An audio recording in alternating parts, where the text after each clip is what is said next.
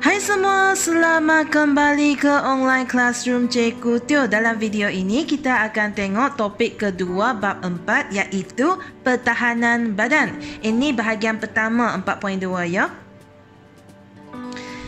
Jadi, kalau awak ingat lagi daripada video yang sebelum ini, macam mana kita boleh dapat penyakit berjangkit? Dia disebabkan oleh patogen. Jadi, macam mana pula patogen boleh masuk ke dalam badan kita? Okey, patogen ni boleh masuk melalui sistem respirasi, sistem pencernaan, sistem perkumuhan dan juga kulit. Jadi mekanisme pertahanan badan kita ni dia dibahagikan kepada dua jenis, iaitu yang tidak spesifik dan juga yang spesifik. Untuk yang tidak spesifik ada dua barisan. Barisan pertahanan pertama dan kedua. Barisan yang terakhir iaitu barisan pertahanan ketiga ni merupakan mekanisme pertahanan yang spesifik. Kita tengok barisan-barisan ni satu demi satu ya. Untuk barisan pertahanan pertama ini, tugas dia adalah untuk halang musuh daripada masuk. Okey, halang siapa? Musuh tu siapa? Patogen. Okey, tugas barisan pertahanan pertama setakat menghalang patogen supaya tak masuk ke dalam badan kita. Kita tengok gambar ya. Ini adalah kulit kita. Kulit ini ada duduk di bahagian yang paling luar kan. So dia barisan pertahanan yang pertama, betul lah tu. Okey. So kulit kita ni dia terdiri daripada lapisan yang liat. Maksudnya mikroorganisme susah sangat nak tembus dia untuk masuk ke dalam badan kita kecuali kalau ada luka atau kecederaan. Sebab itulah kalau ada luka kita kena cuci dengan bersih. Pastikan luka ni tak terkena dengan bakteria ataupun kita nak kena halang patogen supaya tak masuk badan kita melalui luka ni. Okey, selain daripada itu, kulit kita akan rembeskan. Rembes maksudnya hasilkan lah. Okey, kulit akan rembeskan peluh dan juga sebum. Okey, peluh dan sebum ini dia ada bahan kimia yang boleh musnahkan mikroorganisme. Selain daripada kulit, ada juga pintu-pintu lain yang patogen boleh masuk. Contohnya mata, telinga dan juga hidung. So, kita ada juga membran mukus. Membran yang melapisi salur pencernaan dan juga salur pernafasan kita. Contohnya, kalau mikroorganisme tu cuba masuk salur pernafasan kita ni melalui hidung, dia akan dihalang oleh siapa? Pertama sekali, dia akan ditapis oleh bulu hidung.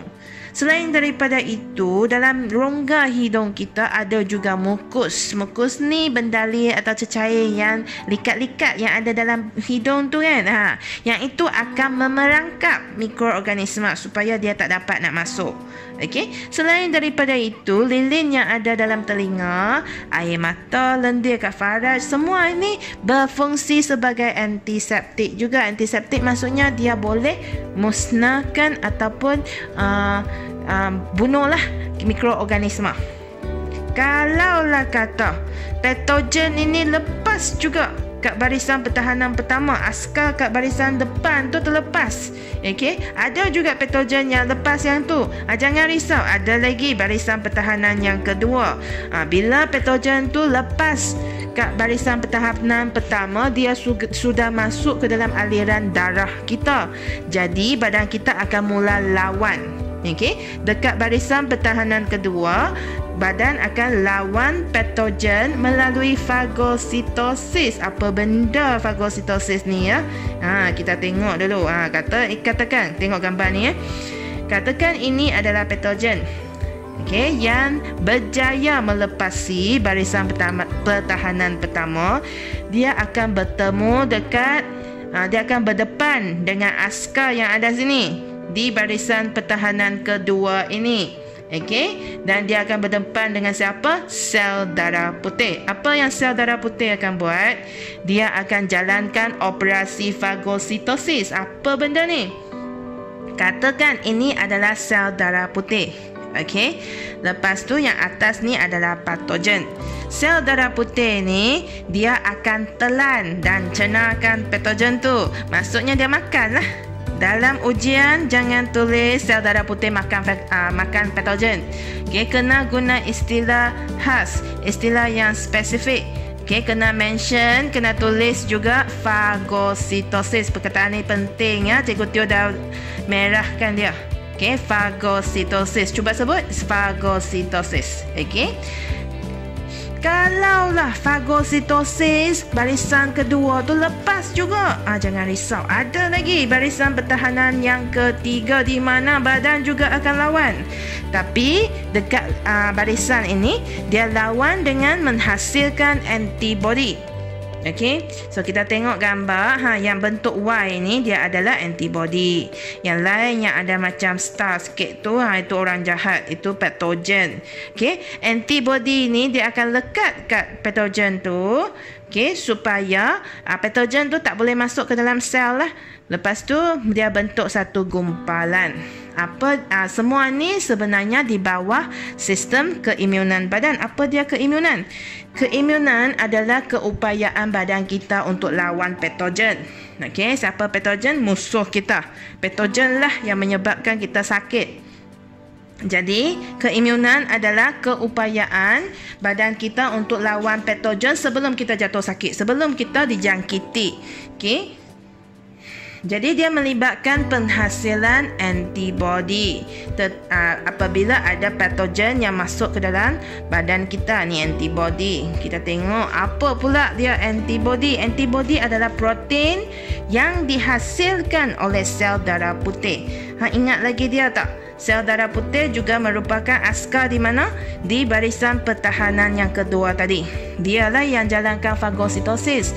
Selain daripada menjalankan operasi fagositosis, dia juga akan hasilkan antibody untuk barisan pertahanan yang ketiga ni lah, ke dalam aliran darah kita sebagai gerak balas terhadap antigen.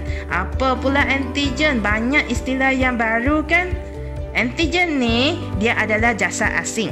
Maksudnya dia bukan penduduk asal yang ada dalam badan kita. Dia alien, dia musuh.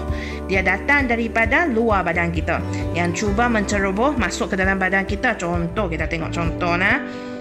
Contoh antigen ada patogen, toksin dan juga sel darah daripada kumpulan darah yang lain. Sebab itulah kalau nak demam darah, okey, doktor akan cek dulu kumpulan darah ni sesuai tak untuk orang yang kita nak demam tu.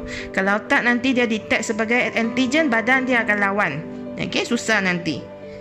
So, apa yang kita sudah belajar hari ini, Cikgu Teo buat sedikit rumusan lah ya, sebab ini konsep yang agak baru. Pertahanan badan ada berapa barisan? Kita ada 3 barisan. Barisan pertahanan pertama, kedua dan ketiga. Yang pertama dan kedua ni dia tidak spesifik, manakala yang ketiga ni dia spesifik.